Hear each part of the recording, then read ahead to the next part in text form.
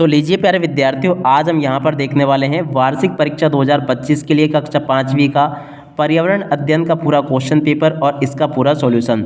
जी हाँ प्यारे विद्यार्थियों, अब आपकी वार्षिक परीक्षाओं के लिए कोई ज़्यादा समय नहीं बचा है। ऐसे में आप सब लोगों के मन में ये सवाल जरूर उठ रहा होगा कि हमारी वार्षिक परीक्षा का पेपर कैसा आएगा, कैसे उसमें क्वेश्चन पूछे जाएंगे, क्या पेपर ज़्यादा कठिन आएगा या फिर सरल होगा, क्या हम पास हो पाएंगे या फिर नहीं हो पाएंगे। इस तरह के बहुत सारे सवाल आप सभी के मन में अभी ज़रूर उठ रहे होंगे।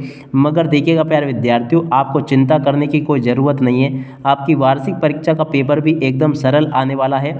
उसमें वही सारे क्वेश्चंस पूछे जाएंगे जैसे कि अभी आपकी अर्धवार्षिक परीक्षाओं का पेपर हुआ था। जी हाँ प्यारे विद्यार्थियों, जैसे आपका कक्षा 5वीं का अभी जो अर्धवार्षिक परीक्षाओं का पेपर हुआ ना कुछ समय पहले, उसी के जैसा ही आपकी वार्षिक परीक्षाओं का पेपर भी आएगा। तो इसलिए आपको बिल्कुल भी घबराने की आवश्यकता नहीं है। और देखिएगा पेपर एकदम सरल होगा। आप केवल आपको ये करना है कि पढ़ाई बहुत अच्छी प्रकार से करनी है जिससे कि आप लोग अपने पेपर में पास हो सको।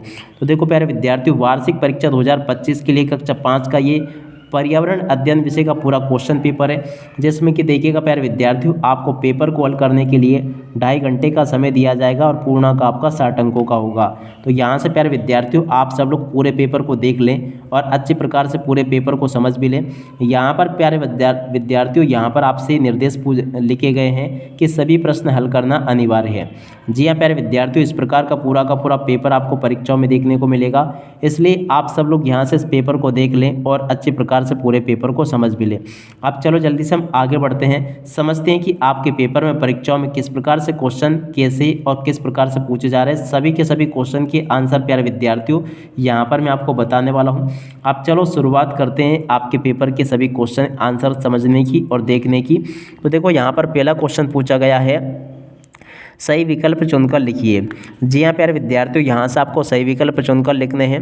पहला क्वेश्चन पढ़ते हैं, जानवरों के प्रति लोगों का व्यवहार होना चाहिए।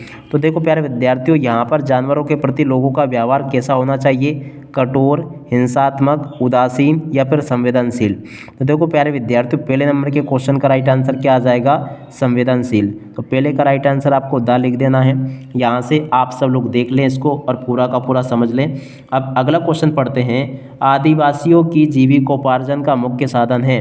तो जी हाँ प्यारे विद्यार्थियों, आपको ये बताना है कि आदिवासियों के जीविकोपार्जन का मुख्य साधन क्या है।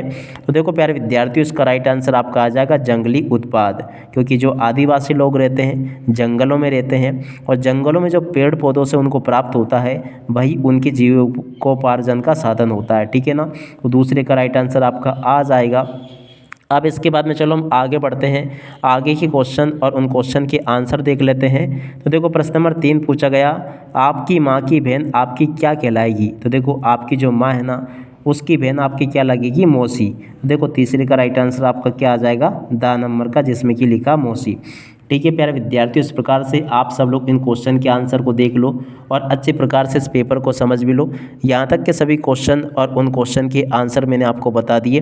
अब चलो इसके बाद में हम आगे बढ़ते हैं, आगे के सभी क्वेश्चन और उन क्वेश्चन के आंसर मैं आपको बता देता हूँ। तो देखो प्रश्न नंबर 4 पूछा गया, अचार को लंबे समय तक संरक्षित रखने के लिए मुख्य रूप से उपयोग किया जाता है। तो देखो प्यारे विद्यार्थियों, अचार को संरक्षित रखने के लिए मुख्य रूप से किसका उपयोग किया जाता है, मिर्ची का उपयोग किया जाता है, पानी का उपयोग किया जाता है, या नमी युक्त शीशियों का, या फिर नमक का। तो देखो प्यारे विद्यार्थियों, चौथे नंबर के क्वेश्चन का राइट आंसर आपका ये आ जाएगा, नमक का उपयोग किया जाता है। यहाँ तक के सभी क्वेश्चंस मैंने आपको बता दिए हैं। और अगर आप लोग वाकई में अपनी परीक्षाओं में 60 में से 60 नंबर लाना चाहते हो ना, तो जल्दी से चैनल को सब्सक्राइब जरूर कर लो, क्योंकि एकमात्र इसी चैनल पर आपको वार्षिक परीक्षा की तैयारी बहुत अच्छी प्रकार से करवाई जाएगी। ठीक है, तो यहाँ तक के सभी क्वेश्चन के आंसर मैंने आपको बता दिए। एक बार पुनः आप लोग देख लो और मिला लो अपने सभी आंसर। अब चलो इसके बाद में हम आगे बढ़ते हैं, आगे के पेपर को देखते हैं। तो देखिएगा प्यारे विद्यार्थियों, आपका जो प्रश्न नंबर 2 होगा ना, उसमें इस प्रकार से आपसे रिक्त स्थानों की पूर्ति पूछी जाएगी। तो यहाँ से आप सब लोग सभी रिक्त स्थानों को अच्छे से देख लें। जैसे कि पहला क्वेश्चन, अनीमिया रोग की कमी से होता है। तो देखो अनीमिया जो रोग होता है ना, रक्त आयरन की कमी से होता है। तो यहाँ पर आपको रक्त या फिर आयरन लिख देना है। अगला क्वेश्चन पढ़ते हैं, पृथ्वी गोल होने पर भी हम पृथ्वी की शक्तियों के कारण पृथ्वी की गुरुत्वाकर्षण शक्ति के कारण पृथ्वी पर टिके रहते हैं। तो यहाँ पर आपको क्या लिखना होगा, गुरुत्वाकर्षण। ठीक है ना, तो ये आप सब लोग अच्छे प्रकार से देख लेना और पूरा का पूरा पेपर समझ भी लेना। अगला क्वेश्चन लिखा है पानी के फव्वारे चलने का वैज्ञानिक कारण है। तो देखो क्या कारण है, दाब। ठीक है ना, तो इसका राइट आंसर आपका दाब आ जाएगा। देख सकते हो प्यारे विद्यार्थियों, यहाँ तक के सभी क्वेश्चन और उन क्वेश्चन के आंसर मैंने आपको बता दिए हैं। ए टू जेड आपके कक्षा 5वीं के पेपर में इसी प्रकार के क्वेश्चंस पूछे जाएंगे, जैसा कि आपको मैं यहाँ से बता रहा हूँ। यहाँ तक के सभी क्वेश्चन और उन क्वेश्चन के आंसर मैंने आपको बता दिए। अगला क्वेश्चन पढ़ते हैं, अनाज को कीड़े लगने से बचाने के लिए नीम के पेड़ की पत्तियों का उपयोग किया जाता है। प्यारे बच्चों, आपका जो वार्षिक बोर्ड परीक्षा का पेपर होगा ना, वो बिल्कुल एकदम सरल होगा, उससे आपको घबराना नहीं है। मगर अच्छी प्रकार से आपको पेपर को पढ़ कर उसमें जो क्वेश्चन पूछे गए हैं उनके उत्तर आपको कॉपी में लिख कर आने होंगे, तभी जाके आपको आपका टीचर नंबर देगा। ठीक है ना, आपको बिल्कुल अच्छी प्रकार से पेपर को हल करना है। प्रश्न नंबर 3 को पढ़ते हैं, जिसमें कि क्या पूछा गया, पहचानिए ये कौन से जानवर है। जैसे कि बिजली तरंगों से चेतावनी देना, मछलियाँ करती है साहब। और ऊपर से देखने की शक्ति का रखना, तो देखो चील करती है। सूंघने की शक्ति रखना, ये कुत्ता करता है। ठीक है प्यारे विद्यार्थियों, देख सकते हो यहाँ तक के सभी क्वेश्चन और उन क्वेश्चन के आंसर मैंने आपको बता दिए हैं। आशा करता हूँ कि यहाँ तक के सभी क्वेश्चन और उन क्वेश्चन के आंसर आपको समझ में आ गए होंगे। उसके बाद में चलो अब आगे बढ़ते हैं, अगले क्वेश्चन के आंसर को देखते हैं। तो देखो अगला क्वेश्चन पूछा गया, छोटे से बीज से बड़ा पौधा बनने के लिए किन घटकों की ज़रूरत होती है। तो देखो इसके लिए कौन कौन से घटकों की आवश्यकता होती है। जैसे कि मिट्टी की आवश्यकता होती है, पानी की आवश्यकता होती है, सूर्य के प्रकाश की आवश्यकता होती है और वायु यानी कि CO2 की आवश्यकता होती है। ठीक है ना, तो यहाँ पर जो मैंने आपको बताया ना, इस प्रकार से आपको अपने पेपर की जो कॉपी होगी ना उसमें लिख कर आ जाना। आपको प्रश्न नंबर 5 ये पूछा गया, चित्र देखकर पहचानिए और उसके बारे में 2 वाक्य लिखिए।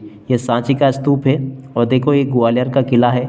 इसके ऊपर आपको वाक्य लिखने होंगे, तो आप सब लोग इसको देख लेना और अच्छे प्रकार से पूरा समझ भी लेना।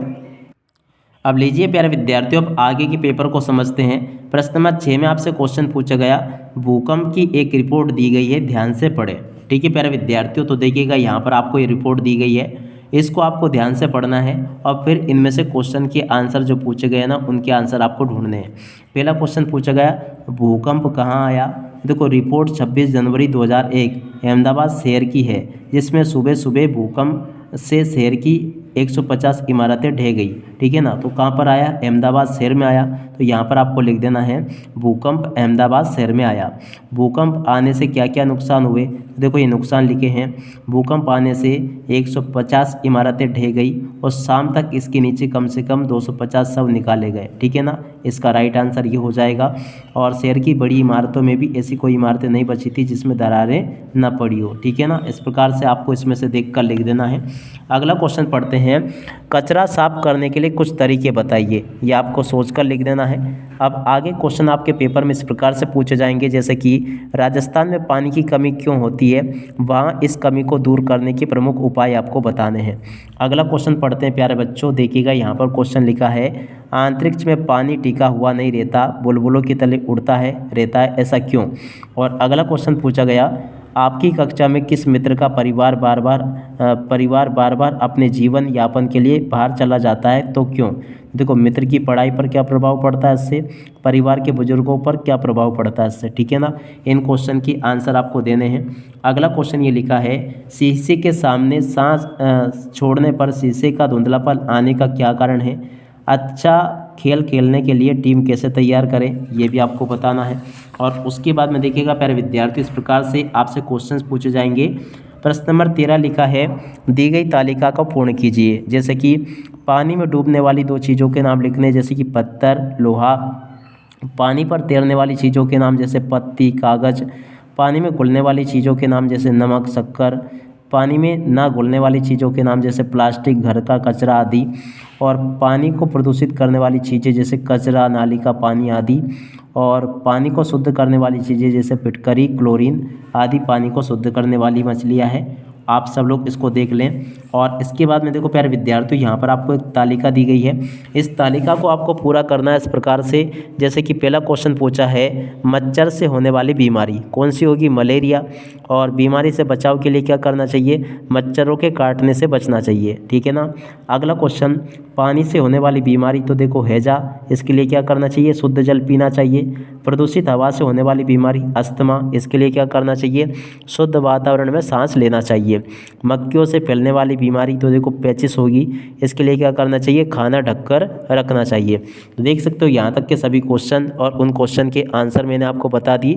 अब चलो इसके बाद में हम आगे बढ़ते हैं, आगे के सभी क्वेश्चन और उन क्वेश्चन के आंसरों को देखते हैं। अब इसके बाद में देखिएगा प्यारे विद्यार्थियों, यहाँ पर आपसे इस प्रकार की एक सारणी पूछी गई है। अब इसमें से आपसे क्वेश्चन पूछे गए हैं। देखो यहाँ पर आपको सन 2000 के मूल्य दे रखे हैं, 2002 के, और यहाँ पर आपको 2007 के मूल्य दे रखे हैं, और ये 2014 के मूल्य दे रखे हैं।